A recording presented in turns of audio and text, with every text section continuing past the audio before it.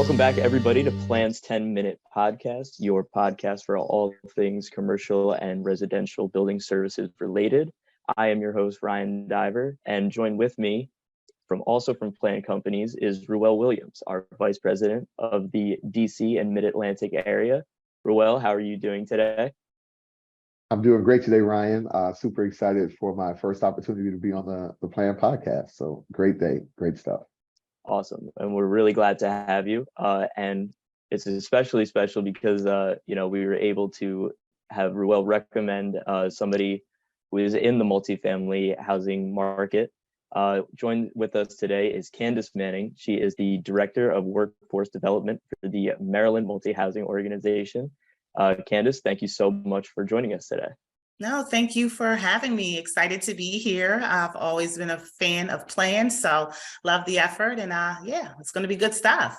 Good stuff. Awesome. So, Candice, before we get started, why don't you just tell everybody a little bit about yourself, how you kind of got into the industry and everything like that? Absolutely. So hello again, everyone. I'm Candice Manning. I actually worked in the multifamily realm for about 15 years, starting in leasing and had a couple different roles until I worked my way up to a property manager. As a property manager, I had the pleasure of managing teams as large as 28, as small as 6. I've had the pleasure of managing high-rise buildings, garden-style buildings, multiple buildings at once, and my focus and passion has always been team. Found myself very happy in multifamily, but just more passionate about the people and the development portion. So I started training back in 2018, just doing classes for the Maryland Multi-Housing Association, for AOBA. And more recently, I took a leap and went independent for a little while, was doing some training until I landed with the Maryland Multi-Housing Association.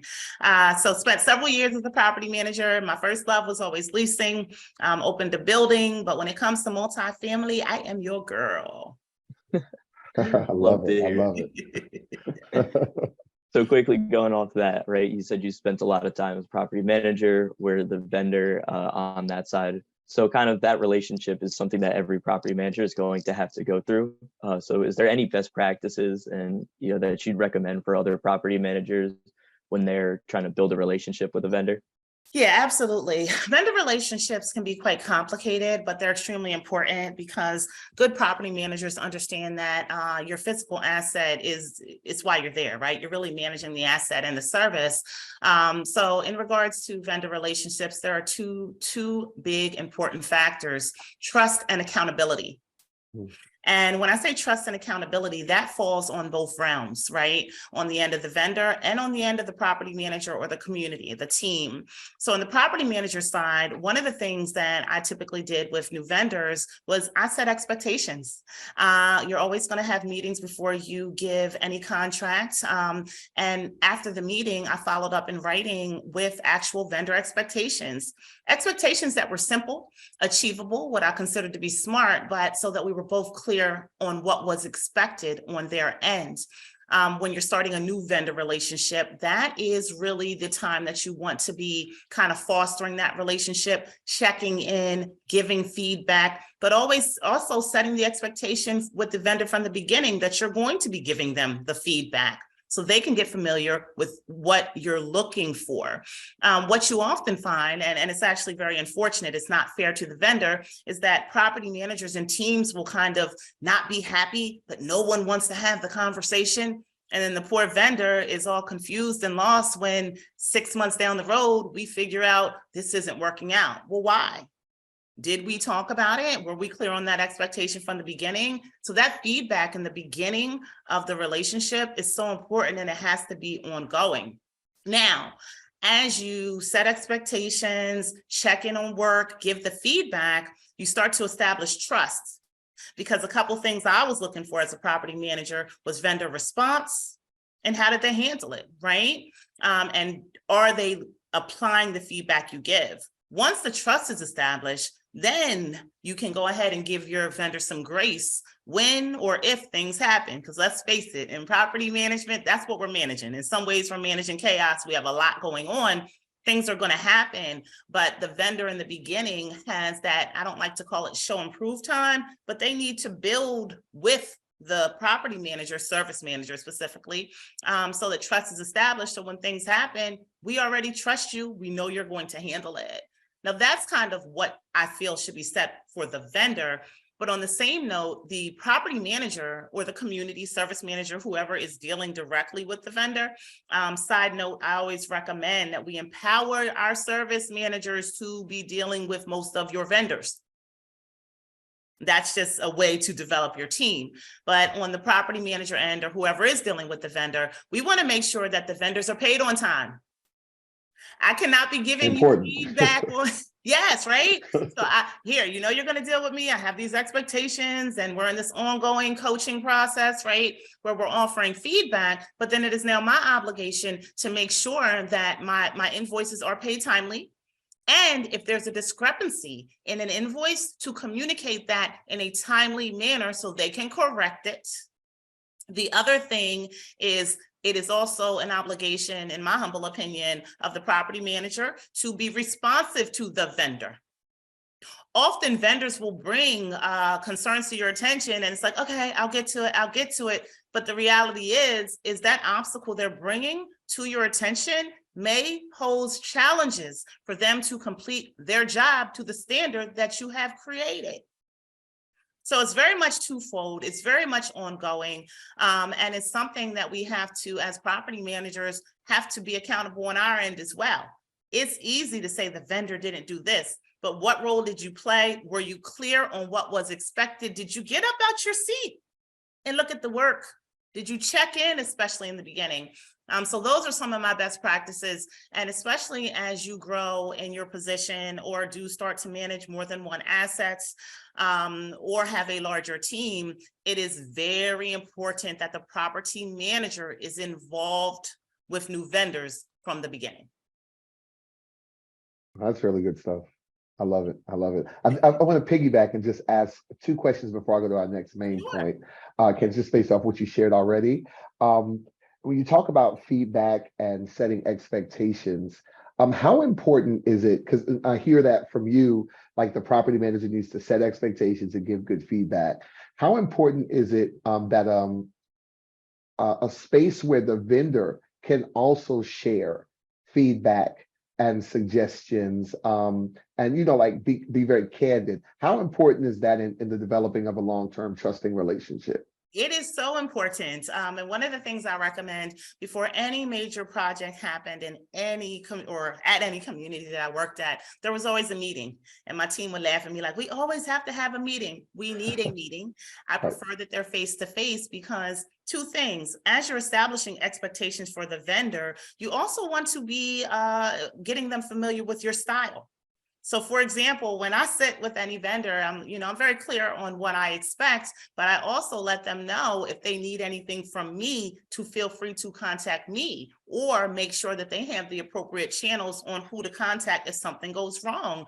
That's actually extremely important because there are sometimes vendors take the fall for things that were really, I don't want to say not their fault, but maybe they didn't have the tools and resources they needed to be able to complete the job. For example, if you are cleaning a building and it is our responsibility to provide paper and you provide liquids, for some reason, my bathroom is never stocked, but we never ordered the paper towels, is that really the vendor's fault? But that's where having that safe space to speak comes into play. But it also goes back to what I was saying. We have a responsibility as property managers to be responsive to our vendors. Right. Good stuff. I love it. Last, and I'm going to go to my main question, I promise, Ryan. I want to just piggyback. I want to ask one more thing, because I know that we're going to have property managers watching and vendors will be watching too. Our team will be watching. When we talk about selecting a vendor from a property manager's perspective, can you talk just a little bit about the importance of like low price versus best value and how we're looking at that? That is a great question because we all have budgets, right? But what everybody wants to remember is a budget is a forecast. And if something is important to you and you have a good argument for quality, my recommendation, me personally, I've always probably broken budget rules, and I don't say that in a good way. I always make it back and improve return, right? But sometimes you do need to look at quality because there's only two parts to what we really do, right? And well, more than two, but service is a Right. huge determinant of success of any community. So if you are compromising your service just because you want the lowest price, your residents are going to feel it, your aura scores, your online reputation. These are things that affect you long-term, which will affect your leasing, which is the only income driver in the building. So it sounds small, but if somebody's working at your front desk in their contract, or you're a cleaner in their contract, and you got them at a low price, but the service sucks, what happens? So if one vendor is a little bit, costs a little bit more, but has better quality, two parts. Nothing beats a failure but a try. I'm quick to ask, hey, is this negotiable? I want to work with you, but I can't go past this. If they can, they can. If they can't, they can't, right? Right. But on the same note, sometimes you do get what you pay for. And so one trick of the trade that I've learned, if you are a income-driven manager, which I always have been, and sometimes you are going to go a little bit above budgets. Once you've proven yourself as a property manager, you'll find that your managers are going to trust your decisions, and you'll make it up because you'll make more money because now everybody's happy. Now you can raise the rent. Now more people are coming because the building's so clean, because everything's happening as it should. But I pay for what I need personally. I love it. I love it. Oh, great. That's great stuff. Thank you for that. Okay, I do have another question that I'm supposed to ask. So tell us about any examples of times where something went wrong with a vendor, and then what could have been done differently, or what did you learn from it? How did you handle it? That type. Well, unfortunately, I have a lot of those examples. But, again, you kind of expect that things are going to go wrong when you're managing, sometimes we're managing assets that are worth $73 million. And we look at it as a small task, but you're maintaining a physical asset. So I can give you a few examples, but let's go to one that was actually hard for me. So when it comes to business, typically I am very much able to, it's just business, right? I'm still going to sleep well at night is what I always say. But I had a vendor who I worked with for years who did a wonderful job for me in some of my early buildings. So when I went to open a new building, I automatically brought them with me to handle the cleaning. Now, when you are in a new building, you kind of ramp up services, right? Because you don't have people in it. So initially you have cleaning maybe only 2 or 3 times a week because there's only 20 people there and that kind of thing. Very long story short, as we grew, they just didn't have enough people, and I did have a budget. Now, because we had a relationship, I'm like, look, this is my budget now, but let's make this work. And I know what the budget's going to be. Like, I've been working with you for years, but the quality of service was not good. So what I did was, first I walked with the site manager. Then I went directly to the owner. And then I said, maybe my approach is not working because I am direct. I told my assistant, you can handle it because I'm going to fire them. Handle it. My assistant, who was very well versed, had been a property manager before, pretty much did the same things, wrote out some expectations, walked with the cleaners. Unfortunately, it still was not working out. Stairwells were dirty. And for me, the basics of a building, and of course you have vendors that deliver everything, right? But cleaning is something that I expect in every building. I don't care if it's a C-level asset, it's built in 1965, a resident should walk home to a spotless building. And somebody should be responsive. So unfortunately, I had to make the decision to terminate that relationship after working with them for almost 7 years. It was not business. It was not personal. It was absolutely business. But before I terminated the relationship, you're talking about 4 months of trying, 4 months of complaints, 4 months of me cleaning things up myself, because we had established trust previously. And sometimes what you find is just the crews that they have in one area aren't as strong as the crews in another area. And the other part that vendors should remember, vendors need to remember that once you build that relationship, you can't take advantage of that. they can still move on. Like, just Right. because I love you personally doesn't mean that you will be the one doing the work if the work's not getting done. I love it. I love how you came full circle though, because you started with building trust and giving grace. And even in your example, you talked about the fact that 4 months is a lot of grace to give, but it's because you had built the trust, so you wanted to give them a chance. And I think it's beautiful to hear that, because I mean, it's the responsibility of the vendor then to kind of live up to the trust they've earned. I tell my team all the time, when a property manager approves your contract or endorses your contract with their in multifamily world, it could be investors and ownership groups, or just their regional, or in the HOA condo world, it could be a board. When they put their stamp of approval and say, I want to approve this contract, they put their reputation on the line for you. And so as the vendor, when we operate, I tell my team to remember that that property manager endorsed us. And so when we fail, that impacts them. If we don't live up to the promises we made, it reflects poorly on them, and they have to own that. And so protect that relationship, protect that endorsement, protect that trust by delivering on your service promise and your brand promise every single day. So thank you for that. Great answer. You literally, you just, yeah, you spoke to my heart, because it's tough. Once the trust is established, you want this to work. And actually, you said something very key. I went to a new company and took them to a new company. I was still building my own reputation.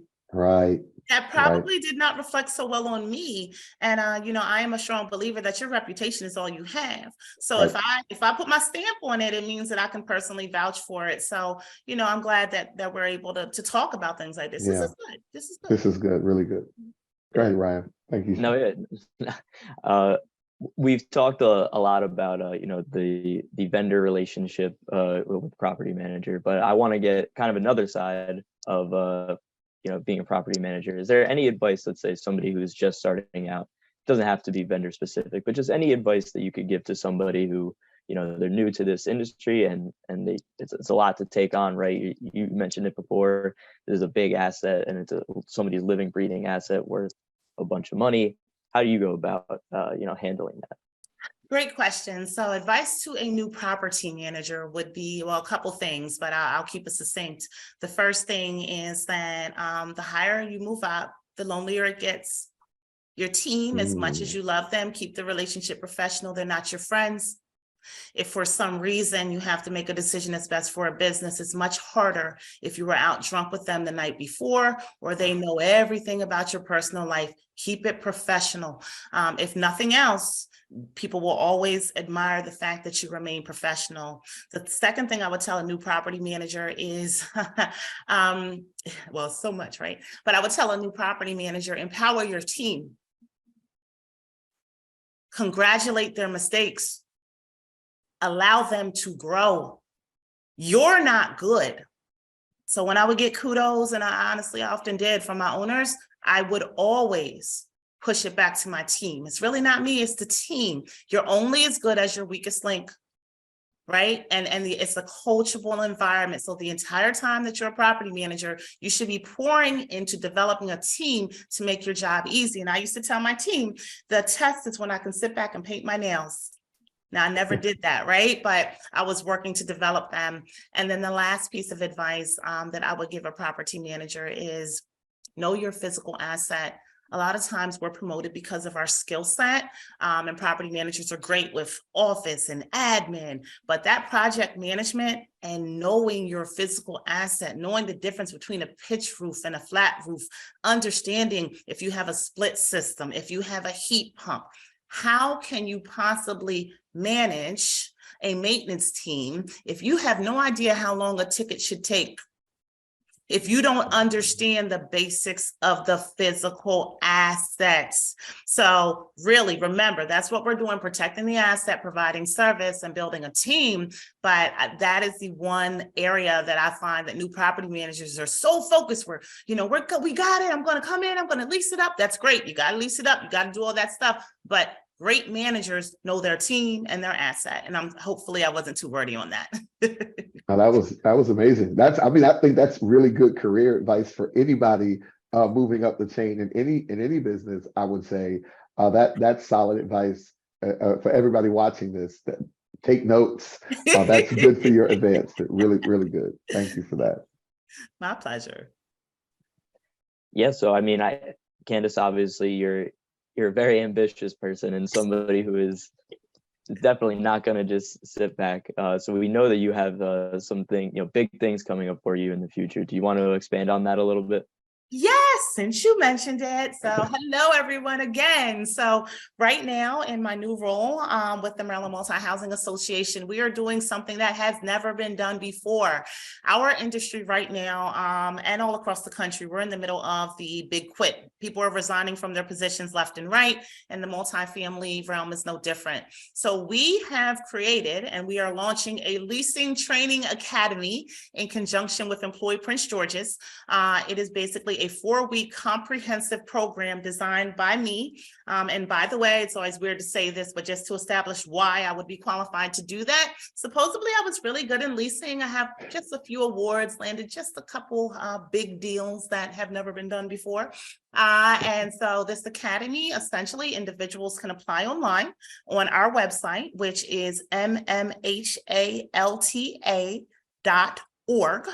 And on that website, they'll apply, they'll interview with me, be accepted, they'll go through this program, and then we have already secured partners who have agreed to interview and hire our students. So we are introducing people to leasing opportunities. When I say that this training is thorough, it is different. I mean, we are going to touch on everything from the importance of the guest card to marketing, outreach, social media, the tour, successful sales strategies, basic business writing, right? And then the last week is designed just for what I call polish and professionalism, soft skills, conflict resolution, hiring, how to land that job.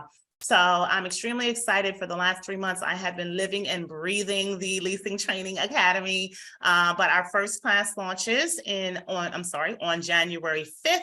And we will be delivering our first leasing league to the multifamily game mid-February. So if you know anyone who's interested, or if you're an owner manager in the Prince George's area county and you want to be a partner, you want to learn more about this, they will be trained by me. And we're really excited about it. Thank you for allowing me to talk about that. Hopefully everyone can feel my passion for this Leasing Training Academy effort. We can feel it. We can feel it. So definitely coming through. Yeah, quick question on that. So can anyone attend? I don't know if I missed. Is it anyone, or do they have to just go log in, and is there cost associated, or? Good question. Great question. So right now the program is limited to residents of Prince George's County. Now we are already in talks of expansion and taking the model to other places. There is no cost associated with the program if you are a resident of Prince George's County, because we have partnered with Employ Prince George's essentially to take care of the funding. So yeah, there's always a cost, right? But Employ Prince George's is working with the individuals to cover the costs. So right now it's Prince George's County residents, but we're hoping that this expands. Very near and dear to my heart. And I can tell you, I mean, I'm nobody, but I am putting everything that I possibly have into making this not only a success, but when my students arrive, they're going to leasing lands. Oh, I love it. Okay. I love it. All right. All right. Good stuff. I hope everybody in PG County that watches this goes and signs up and partners with you guys to make it happen. And if you're in Maryland and you're in the multifamily world, you should join MMHA. Planned, we're members. We love it. Makia, who's not with us today, I think is a part of the education committee. Yes. So she's an executive director here with Planned Companies, but she comes from the multifamily management world. Makia was 15 years in, and she crossed over to the service side. And so now she's killing it with Planned, but she's also linking up with Candice and MMHA to expand Planned into that area. So join MMHA if you haven't already. All right. Good stuff. Thank you. I have one more thing to say. I'm sorry. You just made me think of it. But the other part of my job is education. So we have wonderful classes at the Maryland Multi-Housing Association. My favorite class that I facilitate personally is a 2-day leadership, coaching, and mentoring class. But check out the Maryland Multi-Housing Association educational offerings. We offer a variety of classes. And in 2023, we are actually launching classes like politics in the workplace, embracing accountability, all kinds of cool stuff. So yes, it's all about training your people so you can sit back and paint your nails. No, I'm just joking, but thank you guys. Thank you, problem. Candice. Candice, thank you so much for coming on. It was been a pleasure. Let everybody know where they can find you personally. You can find me on LinkedIn, Candice Manning. You can also find a lot of me on the Leasing Training Academy Facebook and Instagram pages. My first class that I was able to facilitate and what I kind of became, I don't want to say popular for, but known for, was social media. So follow me on social. The Leasing Training Academy is certainly going to be an experience. But yeah, follow me on LinkedIn. If you have any questions, I'm all things workforce. And I love the fact that you guys thought enough of me to have me here. And just as a side note, I think very highly of Planned. And as you can probably tell from this, I have high expectations. I actually worked with them in the past, and they did not tell me to say that. Thank you so much, Candice. We appreciate that. Thank you, everybody, for listening today. This has been another episode of Plan's 10-Minute Podcast. Please remember to like, comment, subscribe. You can find us anywhere that you get your podcasts: Apple, Spotify, YouTube, all that good stuff. Thank you so much for listening, and we will see you next time. Yeah.